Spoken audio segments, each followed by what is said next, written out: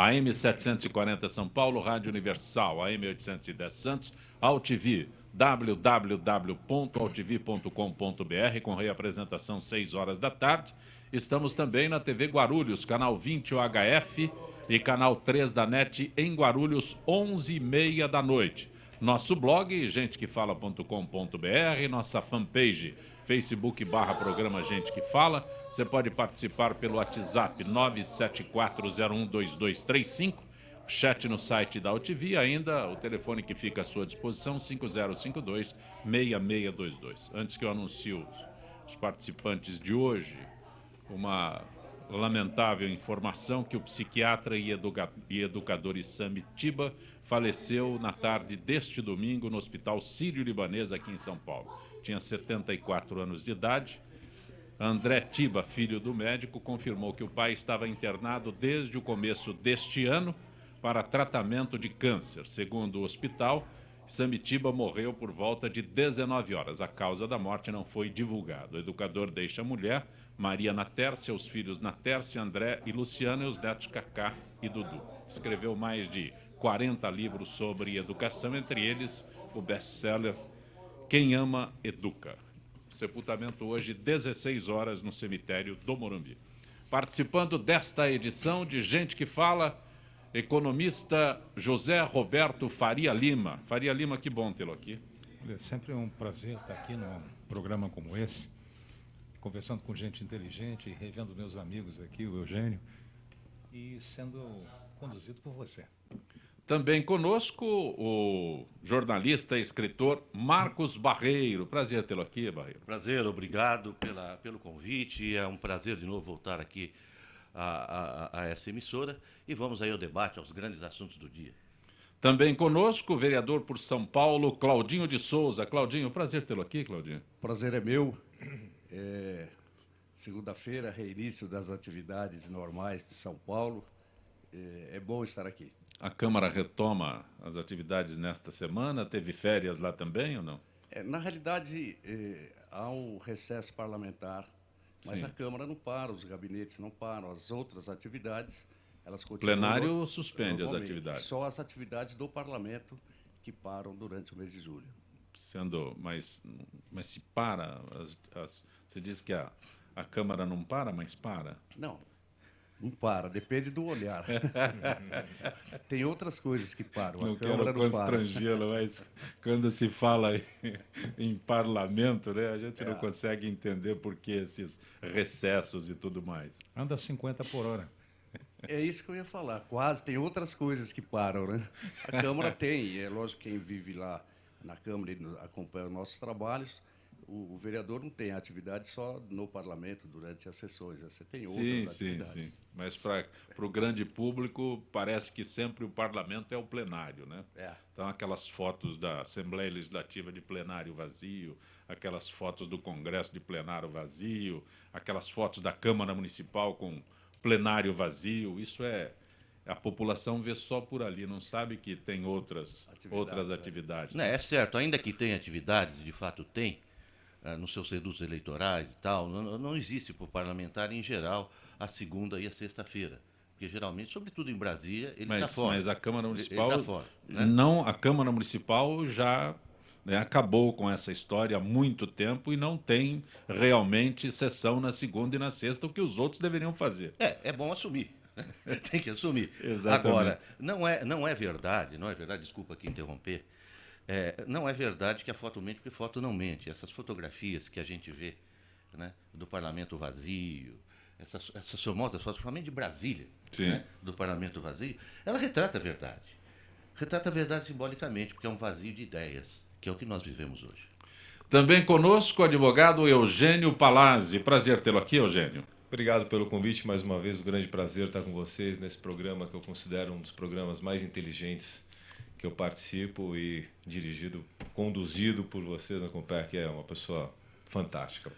A notícia de hoje, primeiras horas da manhã, todos começaram a divulgar a prisão do ex-ministro José Dirceu.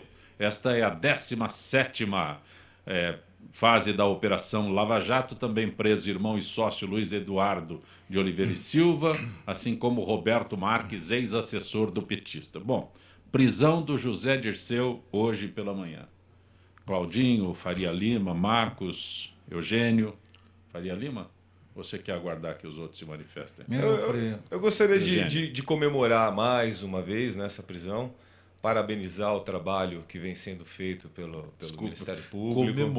Comemorar, não é para comemorar isso? Eu como jornalista, só informo. Não, mas eu, como cidadão, estou comemorando a prisão e gostaria de comemorar a forca. Como não é possível no Brasil, como a exemplo de outros países, eu estou comemorando o que a lei nos permite comemorar. Eu comemoro. O difícil é nós vermos agora a discussão que estamos tendo se ele pode ou não ser preso, uma vez que ele está em prisão domiciliar. Então, se é passível dele sair da prisão domiciliar e ir para uma carceragem, alguma O Pedro coisa assim. Correia estava em prisão domiciliar, saiu e está preso. Então, mas a argumentação dos advogados dele, que eu acho até viável de se argumentar, mas não correta, é se ele pode ou não ir para uma carceragem. A mesma coisa, eu estou preso em casa e sou condenado por um outro crime de assassinato, eu não posso sair da minha casa porque eu já fui condenado num crime anterior. Não, tem que sair de casa sim, tem que ir para a carceragem, tem que cumprir a pena. Desculpa te interromper, Eugênio. Quem é o advogado do Zé Dirceu no momento? O Podival, né? O sobrenome é Podival, acho que, se eu não me engano, é esse. Não seria o advogado do Kia Corabichan que roubou o Corinthians? Não seria o mesmo advogado, eu pergunto também à mesa e aos telespectadores, que defendeu Nardoni e sua mulher que esganaram uma criança de 5 anos e atiraram pela janela? Eu não coloco nunca em dúvida Não, eu não tô a postura do advogado. eu tô Eu acho que o trabalhando- advogado está lá para isso Não, mesmo. Se ele é uma pessoa... Você é advogado, eu estou perguntando o seguinte, eu estou trabalhando com a informação, é só uma informação, eu estou fazendo uma pergunta, não estou fazendo afirmação. Estou trabalhando com a constatação. E é advogado de muitos outros. Ele é advogado, por exemplo, do Sombra, de Santo André. O próprio Podival. Ele é advogado, por exemplo, do Luiz Estevam. Gente finíssima nesse país. Gente finíssima nesse país. Mas ele é advogado, está no exercício da profissão. Tudo bem. Exato. Agora, ele é criminalista, né? Ele é criminalista. É só isso que eu queria dizer. Tá bom. Bom, obviamente, se eu tiver um problema penal, vou responder perante a justiça penalmente, se é por um crime, eu vou procurar um criminalista. Se ele é influente, se ele é uma pessoa competente para desenvolver essa função, se ele consegue bons resultados, E agora óbvio que ele a tem que ser Cata Preta contratado. não participa mais desse segmento do direito? Preciso ver realmente essa história curiosa. Agora precisa ver realmente por que ela recolheu a capa, né? Ainda carece de informações e provas. Claudinho. Essa seara aí não é bem a minha, né? A minha são assuntos mais ligados aqui à cidade de São Paulo. Agora tem algumas afirmações que são engraçadas, né? Uma pessoa... Claudinho, você é vereador, qual a sua região? É freguesia do Ó, Brasilândia. Você veio de lá para cá ou veio da Câmara? Eu vim da Brasilândia. Você veio de bicicleta? Não, eu via 50 por hora. Tá. Então, Teve um guincho, estavam guinchando uma tartaruga ali no trocamento da Pois é. ali. então é interessante, né? Um médico, um amigo me recomendou um médico, tá com uns problemas aí meio depressivos. Ele falou: Claudinho, vai lá no médico da minha esposa. Ele é muito bom. Faz 20 anos que ele trata ela. Eu falei: rapaz, então ele é muito bom, há 20 anos e a mulher não melhora. Quer dizer, você quer que eu vou lá, né? Com relação ao advogado, eu estava observando, nem sei quem mas o cara deve ser bom, né? Se tanta gente com tantos problemas o procuram, porque às vezes o papel do advogado nos agride. Teve momentos da minha vida que eu me senti agredido tendo uma causa trabalhista injusta contra o dono de uma farmácia. Aí o cara tem que pagar R$50 mil para um funcionário, onde ele não fatura isso, mas de repente o advogado era tão bom que provou que ele devia R$50 mil para o funcionário. Então, aí é a competência do profissional que estudou e conhece as brechas aí. E conhece o juiz também. Para poder chegar ao resultado desse, né? Agora, a agressão e a Se for o João comemoração... Carlos da Rocha Mato, é acertar a sentença. né? O Lalau. Né? Mas é questão de preço. É tabela. O negócio de prisão do pessoal lá ligado aos esquemas de corrupção. O que me preocupa é que está começando a deixar de ser uma novidade, né? Tem que continuar nos agredindo, né? E parece, pô, não, é normal, o fulano também já foi preso, Beltrano, então parece que está começando a ser normal ser preso, né? Quando, no meu tempo, alguém que só entrasse numa delegacia, ele já era meio marcado, falava, aquele cara esteve lá na delegacia, às vezes esteve até cuidando de um assunto que não comprometesse ele de uma forma geral, mas só o fato de ter entrado numa delegacia já deixava o cara meio marcado. Agora, hoje não, ser preso e ser solto parece que está meio normal, né? Então, Faria Lima. E gera dimensões econômicas. Tem gente querendo já implantar fábricas de tornozeleiras eletrônicas aqui. E alguns, inclusive, estão exigindo que seja Gucci. Gucci. Grife, tornozeleira Gucci. Grife. Faria Lima, Zé Dirceu foi preso. Zé Dirceu já deveria ter sido preso antes. E por um equívoco ou por algum tipo de atitude que foi tomada a nível supremo, não enquadraram a formação de quadrilha como um crime, né? E isso dá uma imagem para a população muito interessante, porque os principais elementos que participaram, que controlaram todo esse processo de metástase da corrupção que foi implementada no Brasil e que nos debilita como nação, a população olha e diz, mas aqueles que são os principais já estão todos soltos. O único que está sofrendo um pouquinho aí parece que é o Marcos Valério, que foi condenado por 40 anos, o que deve estar estimulando o que eles chamam agora de delações premiadas, que na realidade é um compromisso de falar a verdade para que haja uma minimização das penas, né? E com isso, quando há esse problema, entende, da briga de partilha, para o país é ótimo, porque aparecem exatamente os personagens que ainda estão ocultos, né? Eu estou esperando aí, eu fui convidado para uma festa no dia que prenderem o chefe de todos, entende? Parece que vai ter um happy hour, entende? Convocado pelo Maroni, eu gostaria até de participar. Pelo Oscar? O Oscar convidou. Pô!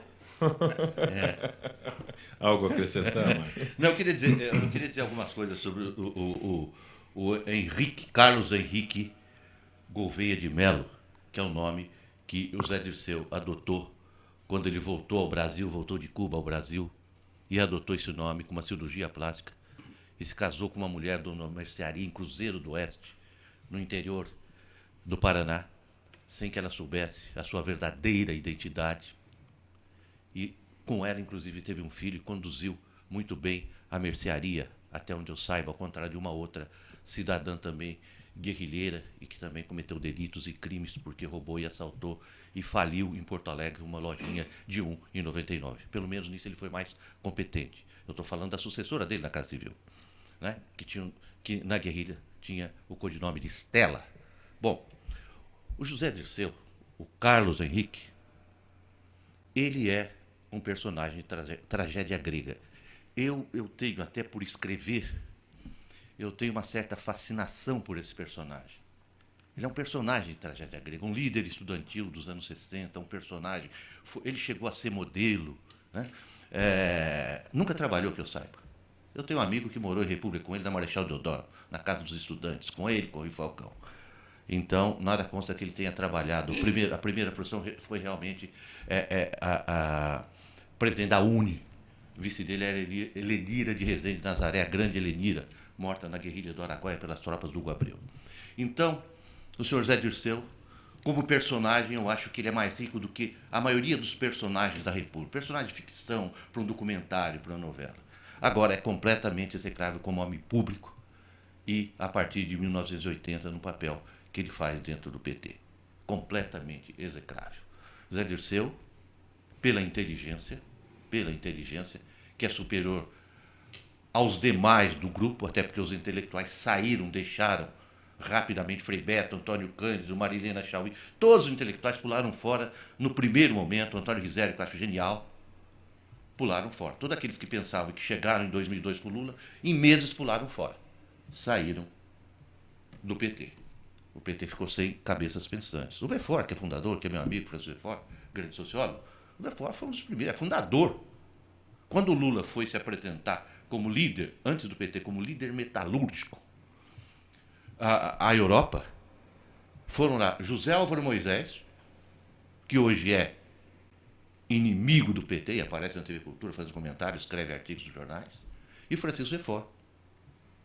Foram eles que traduziram o diálogo do Lula com o Lech Walesa, que era, então, o grande líder operário da Europa. Isso antes. Então, a bela cobertura da Folha, para quem quiser pesquisar, está na internet. Quem cobriu para a Folha foi o Cláudio Abramo. Ele cobriu esse encontro. E os dois tutores do Lula naquela ocasião foram José Álvaro Moisés e Francisco Refort. Quadros que hoje o PT não tem. Então, o Zé Dirceu sobrou. Ficou para ele a incumbência de montar uma estratégia de tomada do poder, que acabou nesses descalabros e assaltando, porque ele mexeu com gente realmente que devia estar lá com Marcola. Então aí a coisa complicou e a história é muito longa. Olha, todo mundo cobra redução de despesas no nosso governo. E a presidente Dilma anunciou a redução de gastos públicos, começando pelo corte de números de ministérios. Número de ministérios, atualmente 38.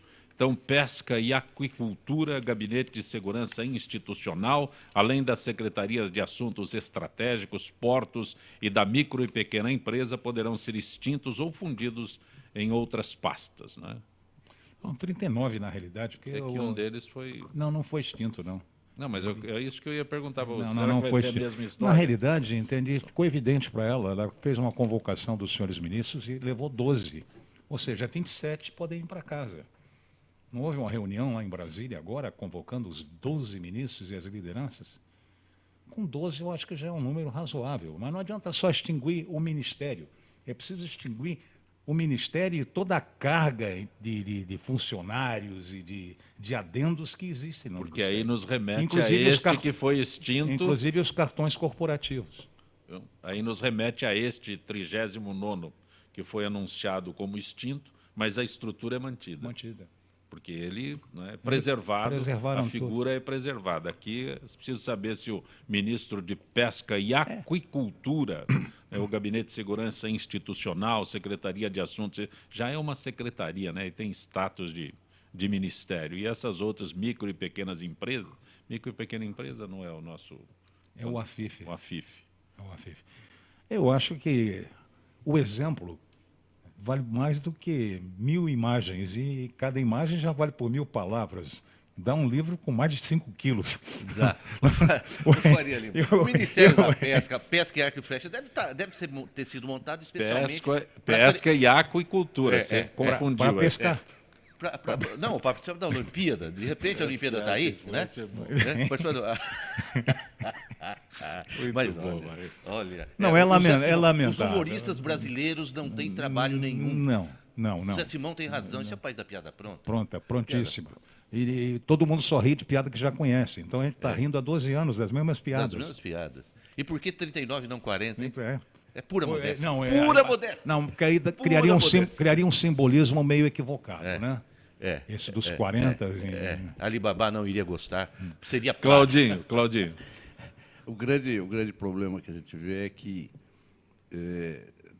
fazendo comparações com a esfera municipal, que é onde eu vivo, né?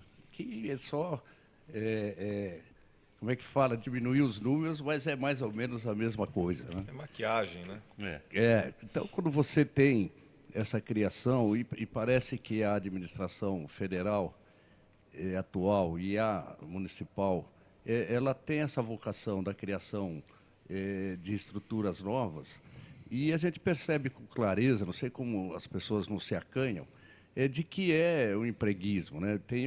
É fundamental que você tenha espaço para colocar pessoas não qualificadas, porque eu acho que o serviço público ele é necessário, principalmente na região onde eu moro.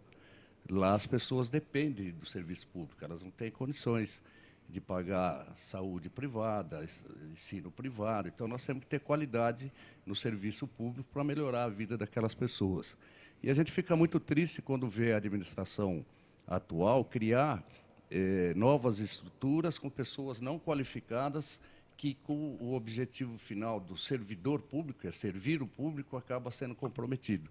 E isso, a nível de Brasil, você vê com bastante clareza também nesses ministérios criados, que não tem outro objetivo que não acomodar os companheiros, e o objetivo quase nunca é cumprido, né? Então, eu sempre tenho, nas minhas análises, no resultado final, no objetivo. Por que você faz alguma coisa? Você tem que ter um objetivo do porquê fazer aquilo. E quando isso é conturbado, quando isso perde a sua... Então, a gente vai se entristecendo de participar de um processo que tem essas demonstrações tão ruins para uma comunidade, seja ela uma rua, uma vila, uma cidade, um país, né? Então, a gente acompanha com tristeza esses fatos lá em Brasília, às vezes até sem ter... Nós que participamos do processo, às vezes não temos com clareza, imagina o povo, de uma forma geral, o tanto que fica sem informação do que está acontecendo de fato no nosso país. Eugênio. Eu sou muito contra a contratação de funcionários, especialmente esses cargos em comissão, esses cargos políticos, né? Eu entendo que o Brasil é uma grande empresa. Quando um presidente assume, um executivo assume uma empresa, ele tem a possibilidade de trabalhar com quem já está dentro da empresa. Ele vai verificar quem está lá dentro, quem pode atendê-lo adequadamente, se ele vai fazer algum tipo de remanejamento, se ele precisa mandar alguém embora ou se ele vai poder demitir algum funcionário, claro que funcionário público, por um justo motivo. Eu não consigo entender essa necessidade e a amplitude que se dá, a possibilidade que se dá de contratação de funcionários em comissão. Os funcionários públicos deveriam ser todos concursados, deveriam participar de um plano de carreira e deveriam estar lá em prol do Brasil, independente de quem é o comandante. O comandante vai chegar lá e vai mudar uma ou outra regra, uma ou outra postura, e aquele funcionário vai ter que atender às necessidades do novo comandante, do novo executivo da empresa. Não é o que acontece no Brasil. Cada pessoa que assume leva consigo vários e vários, uma gama enorme de funcionários sem preparo, sem conhecimento e não vinculados e não compromissados com aquela empresa, que é o Brasil, que está lá para prestar um serviço, né? É uma empresa de serviço, é uma empresa que atende às necessidades do cidadão brasileiro, atende às necessidades do Estado como um todo. E não é o que acontece no Brasil. Quem acaba gerindo tudo isso são os funcionários em comissão, que estão lá simplesmente para fazer política, tomam o nosso dinheiro e nada fazem. Claudinho, a pergunta... Só para acrescentar, deixa eu interromper. Pois não. Estou tumultuando o programa, hein? Eu disse para não me convidar. Me convidaram, eu estou tumultuando o programa. É bom. Ô, Zancopé, 70% do PIB já está comprometido com o Estado. É para bancar o Estado. Nós estamos chegando, alguns economistas falam em 63%, eu falo 70% do PIB. O economista está aqui, ó. 70% do PIB, Faria. Tem todos esses números. Não tem dinheiro para mais nada. Por isso que estão arrombando os fundos de pensão. A Previ deve 8%, quer dizer, os funcionários nativos e também os aposentados terão que repor. Postal está repondo, porque o rombo do Postal está na faixa de 5 bilhões. E do Previ, 6 como desmoralizaram, bilhões, como desmoralizaram da a FUNSEF. lei de responsabilidade fiscal, Desmoralizaram. você tem que ter gasto, qualquer empresa de serviços gasta em torno de 55% a 60% em pessoal, porque o serviço é prestado por alguém. Administrar é fazer alguma coisa através de pessoas. A maior parte dos prefeitos hoje está preocupada, porque o gasto com pessoal deve ultrapassar esses 60%, porque a arrecadação está caindo, e eles vão todos ser enquadrados na Lei de Segurança Nacional. Desculpe, na Lei de Responsabilidade Fiscal. Ô, Claudinho, tem uma pergunta que eu estou tentando achar aqui. Jaminha, esse negócio só me complica, viu? As estenógrafas estão reclamando que deveriam aposentar, entende, o computador. Do mesmo jeito que os taxistas querem acabar com o Uber. Uber, não é? Mas, Claudinho, tem aqui a pergunta que a revista Veja tem sempre um grande carinho pelos tucanos. Isso é que está ouvindo aqui que nos envia. A revista Veja, que tem sempre um grande carinho pelos tucanos, publicou há 3 semanas que a Lava Jato estava chegando perto do governador do Paraná. E depois foram divulgadas notícias, que beleza, que o Youssef tinha... cita o nome do Youssef. Vê como é que eu não sou bom nesse negócio, que desapareceu tudo de uma vez. Mas a essência da pergunta é isso, que a revista Veja tem um grande carinho pelos tucanos, mas as coisas estão chegando próximas. Na realidade, Eu acho que esses carinhos dessas grandes redes mudam de acordo com as conveniências. Tem época que a Globo tem um carinho grande pelo PT, tem época que a Veja manifesta pelos tucanos. Agora, eu acho que isso é meio circunstancial. Eu vejo, tenho muito respeito pela revista Veja, não sou um leitor assíduo, mas leio quando posso. E já ouvi dizer que ela tem esse carinho pelos tucanos, mas não posso atestar isso, né? Tem mais aqui. Marcos Barreiro, eu não tenho o nome das pessoas que enviaram a pergunta aqui, mas, Marcos, é sobre o fim do jornal impresso. Essa pergunta é recorrente aqui, e quando vem um jornalista, é o teu caso hoje na bancada, sempre existe a pergunta sobre o fim do jornal impresso. Isso é por causa, Marcos, só um parênteses anterior, é por causa desses pagamentos feitos a essas gráficas todinhas que pertencem a motoristas, não? Não, né? Eu não sei. Não. Pergunta é sobre o fim. Isso é sempre. Não, só para saber. eu Qual gostaria foi o só fim? de- Existe aqueles que perguntam O como é que Faria você vai Lima levar o Faria Lima está rebaixando a imprensa, está se referindo a panfletos. Isso é panfletagem, panfletagem, né? a pasquins, Mas eleitoreiro. não é publicidade, é propaganda É mesmo, propaganda. né? Propaganda. Não, a imprensa, vamos começar pelo o Claudinho que estava dizendo. A imprensa hoje está muito ruim, está muito acomodada. Eu sou jornalista desde a adolescência e passei por todas as fases. Eu vim do jornal que era impresso no interior em máquina plana até a internet, sem falar na carreira de professor universitário na área, que só de PUC aqui de São Paulo, eu passei 15 anos em sala de aula tentando transmitir alguma coisa para os estudantes e nem sempre com sucesso, porque nos últimos tempos não havia interesse nenhum. O interesse era em se arrumar, o interesse era em se encaixar em algum lugar, principalmente na televisão, que dá visibilidade, botar a cara lá. Porque é muito fácil ser repórter de televisão. É muito fácil. Tem um produtor que faz tudo, te entrega o microfone e o entrevistado. É muito fácil entrevistar alguém para o jornal e para a revista hoje, é só telefonar. Agora, você não olha o teu entrevistado nos olhos? Você não verifica o ambiente em que ele está? Se ele está tremendo, se ele está acuado, se ele está retraído, se ele está na ofensiva, em função da sua presença ou do veículo que você representa. Tudo isso conduz à próxima pergunta. Muda a pauta a qualquer momento. E a imprensa hoje está muito burocrática e muito acomodada. E panfletária. Tem revistas hoje aí que são panfletárias. Eu até concordo que seja panfleto, porque eu quero ver o circo pegar fogo e o meu candidato à presidência é o Tiririca, porque eu quero que profissionalize e que realmente, já que é uma palhaçada, vamos votar um profissional no local. Agora, o jornal impresso não vai acabar. Ele tem que partir para reflexão, para análise. Ter menos páginas, vamos parar de cortar árvore, né? Diminuir. Né? Não vai acabar o jornal, ele vai se transformar, ele vai ser um tabloide de 16 páginas, com muita reflexão. A informação hoje não está mais sequer nos computadores fixos, está no smartphone.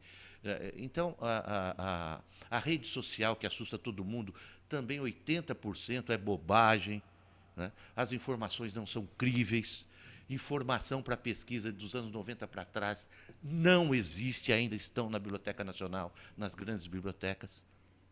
Então, vai haver um rearranjo, mas de forma alguma. Como livro, o jornal e a revista vão ter que se reinventar, mas não vão desaparecer.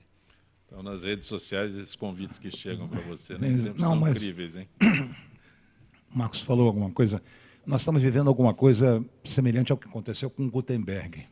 Nós estamos num momento de crisálida, de transformação total. O fato de você ter informação não quer dizer que você tenha conhecimento. O fato de você ter conhecimento não significa que você marche para a sabedoria. Então, está havendo uma explosão. O que essas revistas novas devem ter é um editorial com a cara aberta, mostrando opiniões, mostrando ideias. Realmente, nós vivemos hoje num deserto de ideias. O Brasil, por exemplo, eu estava conversando com o Eugênio antes, há 515 anos e 7 meses, nós vivemos, basicamente no Brasil, na Idade da Pedra, ou antes, Nossos vizinhos já estavam muito evoluídos, os incas, os astecas, os maias. Em 515 anos e 7 meses, nós conseguimos construir, através de uma cultura de miscigenação desses valores básicos de população que aqui vieram, uma das 10 maiores economias do planeta. Uma civilização tropical de fazer inveja ao mundo, É a sétima. baseado na, Ainda é a baseado na sétima. criatividade do nosso povo, do índio, a supervalorização do eu, a contemplação e a não ação, tá? Do português, que era aquela visão para Meca e o aspecto cartoral, e do negro, que era farofa amarela, galinha preta. Parece que na Bahia agora estão fazendo até macumba com quinor devido à crise, mas depois veio a não latinidade. Nós nos enriquecemos nessa área de informática, que eu infelizmente navego já há alguns anos, não vou dizer quantos, porque fica meio crítico para você aí. Já está crítico. Mexer com o computador quando ele é movido a lenha, né? Então, hoje nós estamos vivendo esse momento novo, e esse momento novo que está modificando tudo. Quer dizer, estamos discutindo a Uber agora. Como é que você contém uma ideia que chegou o momento de acontecer? Não consegue. É irreversível. É irreversível. irreversível. Acabaram com a música, irreversível. modificaram todo o conceito de música, não foi assim? Não, esse tal de Jobs, esse tal de Bill Gates, esses outros. Já ouvi Tem falar o MC deles. Guimê aí, é um talento. Não, MC Guimê. O que falta é conteúdo. Então, voltando MC àquela vaca... Brinquedo, o MC Brinquedo tem 13 anos. Eu estava Já viu na dizendo, eu internet? estava conversando com o Eugênio, nós estamos batendo um papo antes aqui, esperando, entende, o Zancompé abrir o programa. Então, você veja, esses meninos que mexem com games hoje, são os brasileiros, são os melhores no mundo, porque eles têm na cabeça um DNA já. E nós temos que voltar a nós mesmos, encontrar o nosso próprio modelo de desenvolvimento. Não adianta copiar mais um modelo europeu, porque ele bateu com os burros na água. Que já vem evoluindo, entende, desde das companhias das Índias. O modelo americano, ganharam a guerra, vamos copiar o americano. O modelo americano é patrimonialista, de acumulação. O que existe é dinheiro na praça e faltam as ideias. É ter e não ser. Eu gosto Deixa eu- muito desse Papa argentino, porque ele fez uma encíclica fantástica agora, que merece ser lida.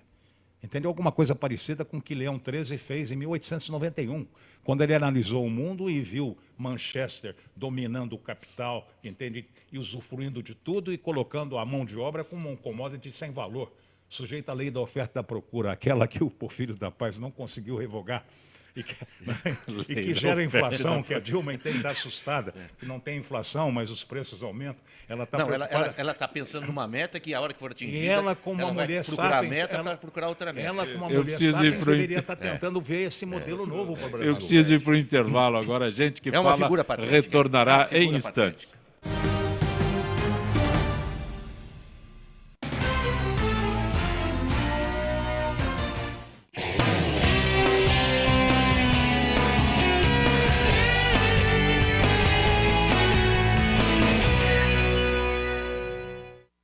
Se você fez alguma cirurgia antes de 1993, você pode ter contraído hepatite C. Por isso, você precisa fazer o teste. A hepatite C pode ficar anos sem apresentar sintomas, podendo evoluir para câncer, cirrose e até levar à morte. Não corra esse risco. Procure uma unidade de saúde e faça o teste. Ele é rápido, seguro e sigiloso. Quanto antes for feito o diagnóstico, melhor. Hepatite C. O teste é o primeiro passo para a cura. Ministério da Saúde. É o governo federal trabalhando para o Brasil avançar. Alô, amigos, eu sou o Zancopé Simões. Acompanhe Gente que Fala de segunda a sexta-feira ao meio-dia pela AltV, www.altv.com.br, a sua TV da internet, e na rádio Trianon, AM 740 São Paulo. Programa Gente que Fala, com as principais manchetes do dia, informação, prestação de serviço e tudo o que acontece no Brasil e no mundo pela ótica de convidados sempre muito especiais que proporcionam a oportunidade de conhecer as várias faces da notícia. Gente que Fala, de segunda a sexta-feira, meio-dia. Espero você.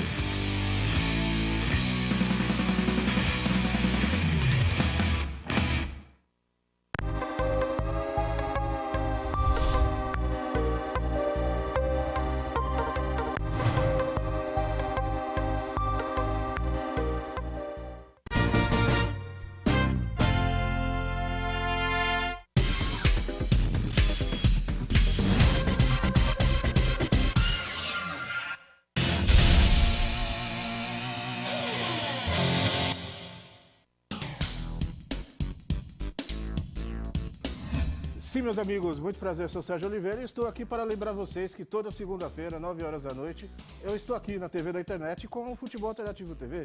Sim, Série D, Série C, Copas Estaduais, as divisões de acesso, tudo aquilo que nenhum outro programa esportivo fala, tem a coragem, a capacidade de falar, nós falamos aqui na TV. Toda segunda, 9 horas da noite, só aqui na TV da internet.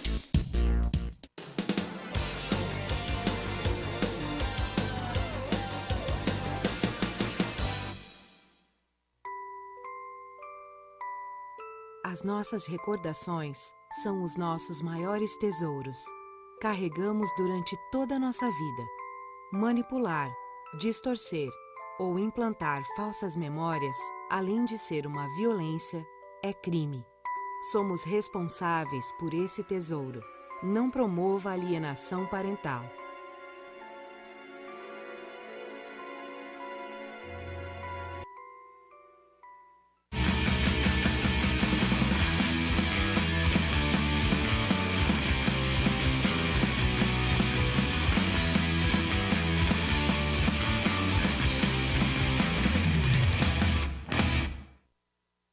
Tudo tem a ver com alguma coisa. De onde vem a água que a gente bebe? Da torneira. Ih, nada a ver. Vem dos rios que nascem da mata. Sabia que a gente só respira por causa das árvores? A árvore respira? Respira. A árvore respira. E o que você tem a ver com isso? Meu ar. Minha água. Minha árvore. Meu ambiente. Mata Atlântica! SOS Mata Atlântica. Mais 25 anos.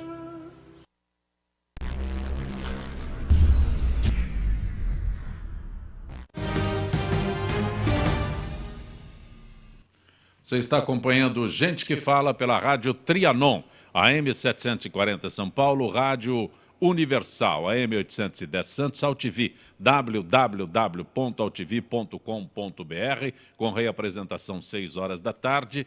Também estamos na TV Guarulhos, canal 20 OHF, canal 3 da NET em Guarulhos, 11h30 da noite. Acesse nosso blog, gentequefala.com.br, o telefone que fica à sua disposição, 5052-6622. Conosco hoje, o vereador por São Paulo, Claudinho de Souza, que é filiado ao PSDB, o advogado Eugênio Palázio, que é especialista em direito empresarial e comercial, o economista José Roberto Faria Lima. Eu estou aqui me debatendo com a internet aqui, e com ele do meu lado, ele foi o primeiro a trazer a internet para São Paulo. Instalou o sistema de processamento de dados no Senado, entre outras coisas que fez como aquele responsável por trazer a internet para o nosso país. Aí você me deixa do lado dele, Jamin. Faz isso comigo, eu não consigo nem acessar as perguntas aqui. Fica tímido. Intimida. Marcos Barreiro. E o livro, Marcos? Lançamos um livro Empresários Brasileiros, o livro meu e do Latif Abrão Júnior, lançamos esse livro agora em abril, está nas melhores casas do ramo, e tem mais uns 2 livros ainda para esse ano aí.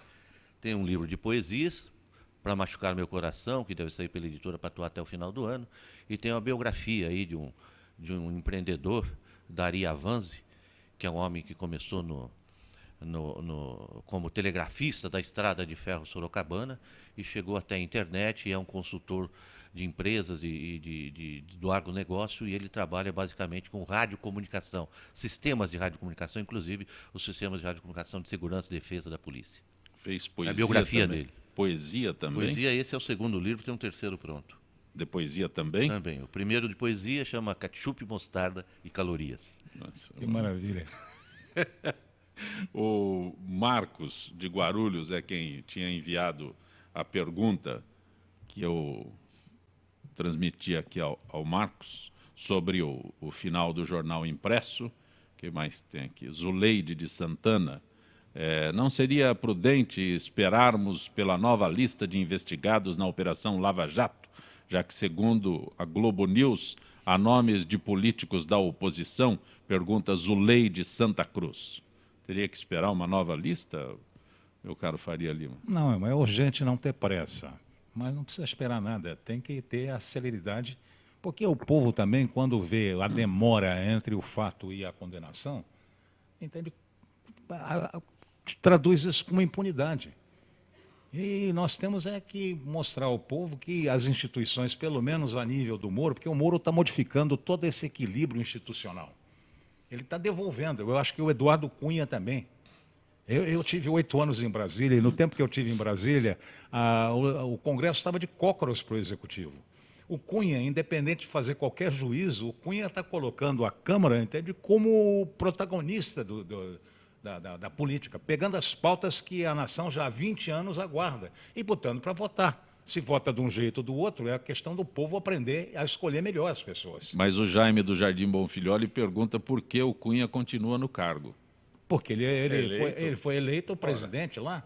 E tem vários outros, tanto no Executivo como no Judiciário, que continuam no cargo e estão sendo questionados a nível de impeachment, ou com a perspectiva de ter impeachment. E há gente também que não está no cargo e acha que está e continua mandando.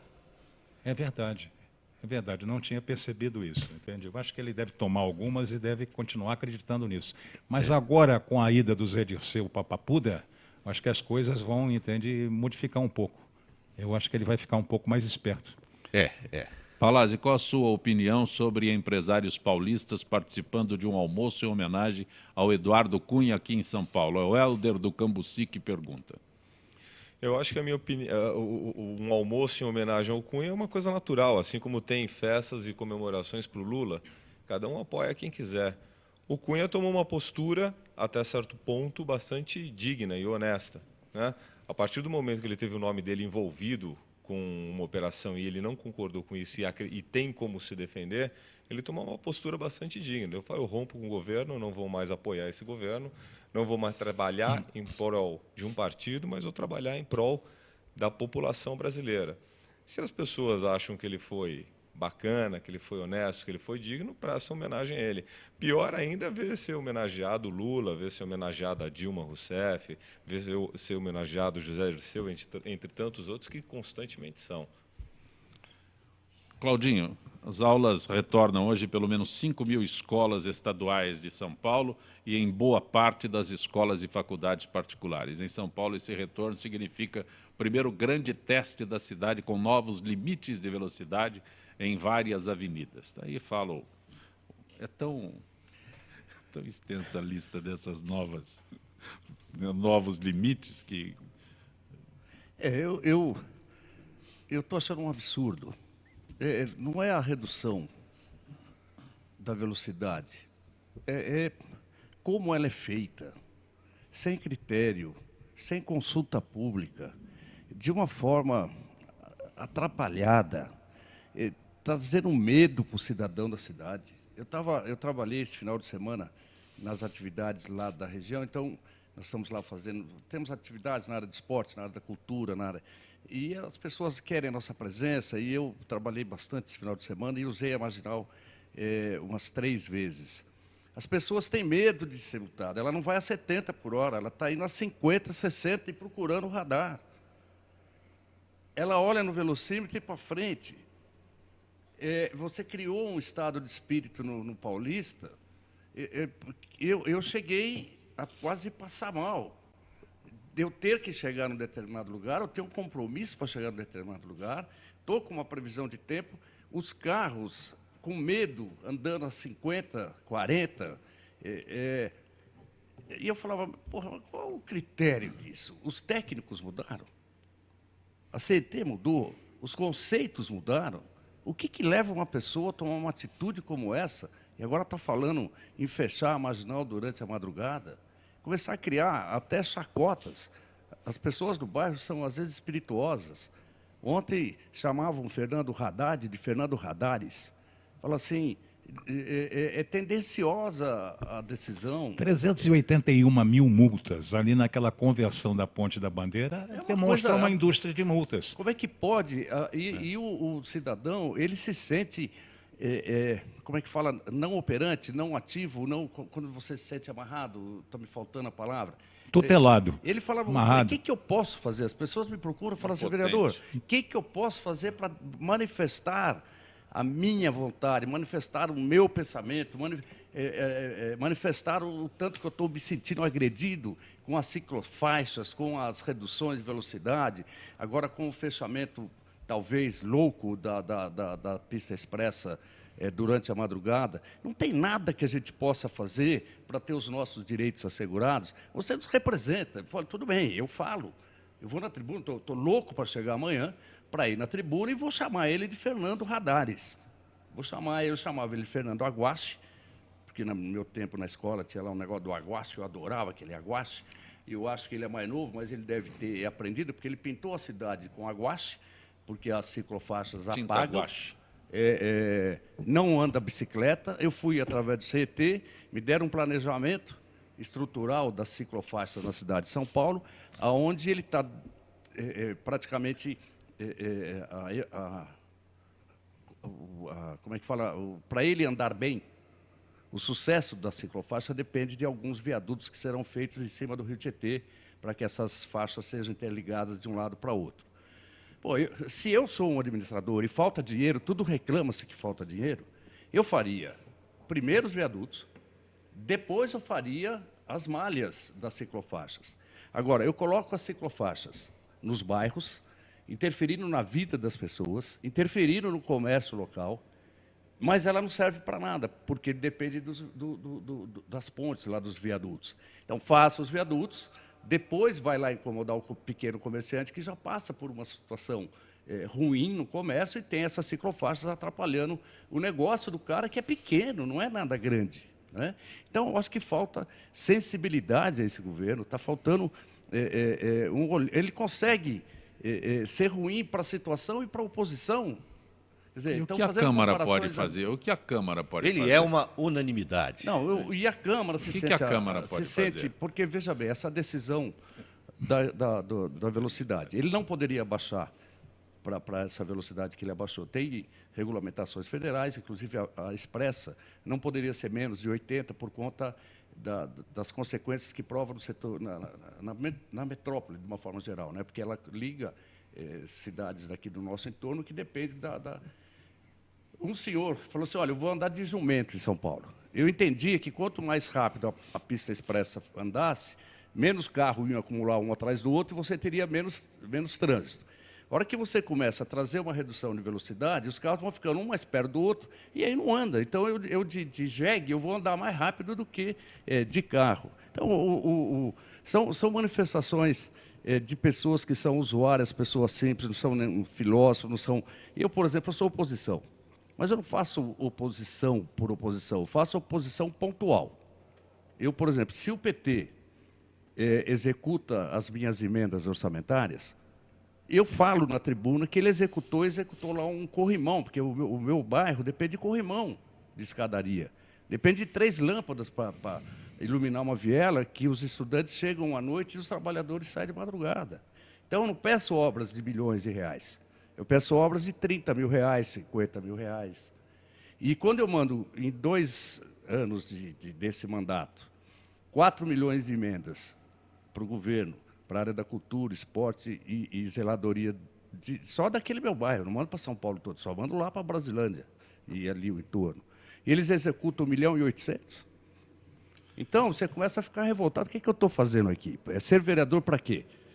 E o meu eleitor, ele me conhece. Ele vai atrás de mim. Para quê? Então, eu tenho uma eleição extremamente fácil. Eu sou eleito por 2 bairros da cidade de São Paulo. Sim. Mas o meu eleitor me conhece, ele vem atrás de mim. Ele quer saber por que eu não estou dando os conselhos? respostas. Eles estão querendo criar os conselhos também? Para substituir os vereadores? Mas são conversas que Mas nem o conselho participativo que não funciona. Quer dizer, o cara não tem nem... conselhos, é brincadeira os conselhos. Manipulável. Não, e não existe. Manipulável. A gente acompanha lá no bairro. O conselho... O que é o CADES? O que é o CADES? É nada. É dominado pelo prefeito. Eu tenho experiência pessoal e própria dentro da minha casa. Participantes do CADES, em Santana. Minoria. É sempre 5-2. São 5-2 para o prefeito. 5-2 para o chefe da regional. É 5-2, é quase 7-1. Agora, quase 7-1 da Alemanha. O deputado não aprova uma poda de árvore. Infelizmente, eu já fui situação. Eu já fui situação.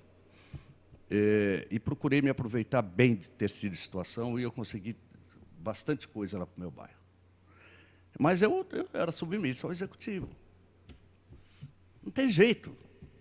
Eu, por exemplo, estou manifestando contrariedade às atitudes do Fernando Haddad aí. Maldade.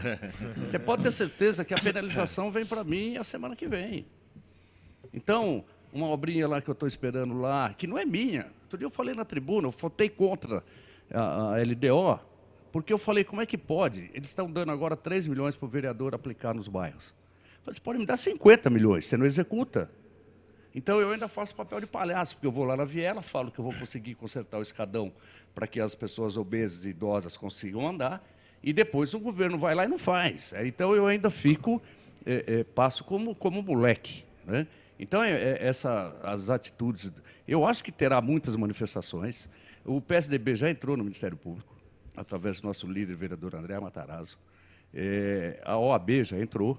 E eu acho que os sindicatos, a sociedade organizada, de uma forma geral, tem que se sentir agredida e tem que procurar seus direitos, porque as pessoas têm que ter o conforto, têm que ter a alegria de viver nessa cidade. E me parece que isso não está tendo, a cada dia a gente está sendo agredido. Além do Entendeu? Claudinho, você usa as marginais, Eugênio, Faria Lima? Uso, terrível, péssimo. Sofrível. Porque de repente Se começa reduzir mais a velocidade, a gente tem facilitado o assalto. Você é assaltado nas marginais.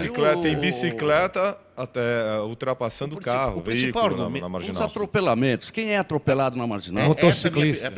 O atropelamento. Quem é que vai atravessar a marginal e sair nadando pelo Rio Tietê para vir para o outro lado? É o assaltante, Ninguém. é o ambulante que está no O lugar ambulante errado. que está no lugar errado, Tá o no lugar morador de rua que está no lugar errado, os vendedores daquelas caixotes que fazem que está no lugar errado. Então, o governo deveria dar a essas pessoas a regulamentação da atividade delas, dar a eles No local a obrigatoriedade adequado. e não se mexer com quem não tem nada a ver com isso. Então, fala, teve 73 mortes. Vamos buscar quem foram os 73, vítimas, para quem são ver as se foi um vítimas. cidadão. Eu vou atravessar a marginal para quê? Um cidadão normal vai atravessar a marginal para quê? Mas Ele não chega a lugar nenhum. Todas as medidas são invertidas. É um negócio de louco. Precisa Não ter- é o cachorro mijando no poste, é o poste mijando no cachorro. Mas precisa ter tato para você organizar essas Mas coisas. tem tato demais. Tem que ter um mínimo de Tem inteligência. tato, né? as pessoas... Tem muito tato, tem né? muito tato, O PT entendeu? tem um problema de conceituação sério com tudo, né? Com meta, com média, Dinheiro. com probidade, né? Eles têm um sério problema Eu de sei, mas conceituação, eles não sabem nada de nada. Eu fico com pena das velhinhas em dia de chuva, não podem andar naquelas ciclovias maravilhosas, entende? Pô? Deviam fazer umas ciclovias subterrâneas, não investir em transporte de massa. Para com isso. Isso Desculpa, é eu bobagem. acho que A o cidade programa- de São Paulo precisa parar. Eles estão pegando o Zé Carlos Figueiredo Ferraz, quando disse que a cidade de São Paulo precisa parar, realmente eles conseguem parar a cidade. Então a profecia Ele está tem a chegando. velocidade de São Paulo igual a velocidade De Paris. Agora, eu acho, nossa, que Paris as é um- pessoas Ele têm comparou- acesso ele à comparou Paris é São um Paulo, ovinho. Paris, Paris é coitado. um ovo. O Faria Lima, que é um ícone aí, que é reconhecido, o escritor, jornalista, nós, né, que temos alguma... Eu tenho muita dificuldade de ir em programas. E eu sou convidado com alguma frequência até para ir e não tenho ido. Rádios, também amigos de rádio me chamam. Eu estou indo em tudo agora. Vou falar, porque eu falar só no bairro... Então, nós, toda vez que alguém for chamado, vai falar de uma forma respeitosa, falar... eu não quero agredir o PT, não quero agredir a administração Fernando Haddad, eu quero que eles só nos respeitem. Só isso, né? Eles nos respeitando, estão respeitando os cidadãos dessa cidade. Olha, só se dá o que se tem, vereador, só se dá o que se tem. Ninguém pode dar, você não pode exigir de alguém aquilo que ele não tem para dar. Não, e eu ouço, eu trabalhei minha vida toda em telecomunicações. Trabalhei na Telebrás, trabalhei na Telesp, eu sou aposentado com 35 anos de carteira assinada, dentro de um único setor de atividade aqui no Brasil. E eu viajava por conta da minha atividade, eu viajava o Brasil inteiro. Sou estudante do Senai, a minha origem é lá de baixo, né? Meu pai era barbeiro. Então, a gente vive a vida que o povo vive, de fato, né? Não vive... eu me impressiono quando eu vejo... a cidade de São Paulo tem um conselho. O Fernando Haddad, ele não toma decisão sozinho. Ele tem um grupo de pessoas que se reúne com ele para ajudá-lo a tomar decisões, entendeu? Quer dizer que o que ele faz, ele ainda recebe um aconselhamento? Tem um aconselhamento. Quer dizer, será que estão todos... Tamo ainda tem palpiteiro? Ainda tem. Eu achei que não era tão ruim assim. É pior do que a gente imagina, então. Conselheiro, tem quem dá palpite. Tem o conselho da Municipal da cidade que você aconselha com... Meu Deus, tiririca já. Não, aí também. Estamos no finalzinho. Será que colocam na água deles? Nós estamos no finalzinho. Sem intermediário. Nós Fernandinho estamos no Beiramar, finalzinho já. do Gente que Fala. O Jaime do Jardim Bonfilholi diz aqui: Zancopé, eu lamento, mas eu não perguntei só o que você falou. Ô Jaime, você teve sorte de eu conseguir ler pelo menos parte da tua mensagem. Eu estou aqui com o Faria Lima, que repito sempre, né? Ele implantou o Prodazem, é isso? O Prodazem é esse sistema do Senado que é uma maravilha. É um No dos Senado, melhores, até antes do Antônio Carlos Magalhães. do mundo, entende? Implantamos toda a biblioteca. Cheguei à conclusão que nós tínhamos naquela ocasião 250 mil normas jurídicas. Não que vão ler livro, né? A biblioteca está lá. Mas está lá, porque teoricamente o espírito das leis surge das bibliotecas. Eu cheguei para o Petrônio, que foi ele que me convidou, né? E eu disse, Petrônio, dá para reduzir as 250 mil normas jurídicas para 5 mil. Né? Isso, mas como? Disse, vamos fazer um grupo de trabalho, vamos tentar verificar essas leis todas, vamos modificar um pouco a abordagem. Toda lei acaba assim, essa lei entra em vigor na data da sua publicação e revoga-se dispositivos em contrário. Vamos revogar só aquilo que... e vamos manter consolidado tudo. Da Constituinte de 88, que na realidade confundiram transição com transação, da Constituinte de 88 até hoje, surgiram 4 milhões de novas normas jurídicas. A cidade de São Paulo tinha mais de 15 mil leis. Essa do burrico andar nas ruas ainda está vigente. Ainda está vigente, entendeu? Por isso, o cidadão não se entusiasma que ele vai ser multado se ele sair nós temos lei, todo mundo jumento. quer fazer lei, todo mundo... Se a função fosse fazer lei, pô... E as leis são maravilhosas, porque tem estudiosos fazendo leis. Né? Qual é a função? A função é fazer cumprir o orçamento. O orçamento, você tem as prioridades. Quais são as prioridades que nós temos? Hoje, nós temos o quê? 25 bilhões de dólares. Eu não sei porque o dólar agora vale tão pouco, né? O real vale tão pouco. Mas, e não se faz nada nessa cidade há quanto tempo? Qual é a obra que foi feita? Faria Lima, não temos tempo para mais nada. Agradeço a tua gentileza em ter vindo mais uma vez ao nosso Gente que Fala. É sempre bom tê-lo aqui. Eu é que agradeço, entende? O fato de participar aqui é um sentimento de liberdade, você dizer aquilo que você sente, e você nos possibilita isso. Queria dar um abraço para o Fausto, entende? Vocês são fantásticos. Eu me sinto enriquecido toda vez que venho aqui. Vereador Claudinho de Souza, espero que tenha começado o nosso programa na tua nova fase de dar a resposta ao eleitor através do rádio e que encontre outros momentos para o nosso Gente que Fala. Eu estou sempre à disposição. Queria agradecer, cumprimentar os companheiros aí da mesa. Desculpe a minha forma simples de falar, mas eu falo como cidadão, como alguém que vive a cidade de São Paulo e carrega consigo uma longa experiência de vida e de ver absurdos. Eugênio Palazzi, advogado, grato Prazer por ter estar com vindo. vocês aqui, essa mesa fantástica, convidados fantásticos, inteligentes, e sempre que precisar da minha opinião aqui, pode me convidar, que eu adoro esse programa. Marcos Barreiro, o nome do livro mais recente, Marcos? Empresários brasileiros, em todas as boas casas do ramo desse país. E o de poesia? Poesia vai sair, para machucar o meu coração. Não. A música do Ari Barroso. Sim, sim. Ketchup, mostarda e calorias, está por aí. Um abraço, Marcos. Bom tê-lo aqui. Obrigado pela presença, um abraço aos amigos, ouvintes, telespectadores e aos amigos que dividiram essa mesa comigo. Gente que Fala tem na direção-geral o jornalista Fausto Camunha, diretora de produção Zenilda Salvato, redação Raela Brandão, Pedro Esquiavon, na pauta José Carlos Sicarelli, produção cultural Ricardo Godoy, na rádio Trianon, Benebenê, Cléo Rodrigues, Neildo Neres, Ricardo Valim, na direção da UTV Alberto Luquete, na técnica James Eduardo, Marcelo Fontan, Sérgio Oliveira e Iago Matsumoto. Estaremos de volta amanhã, meio-dia. Gratos, até lá.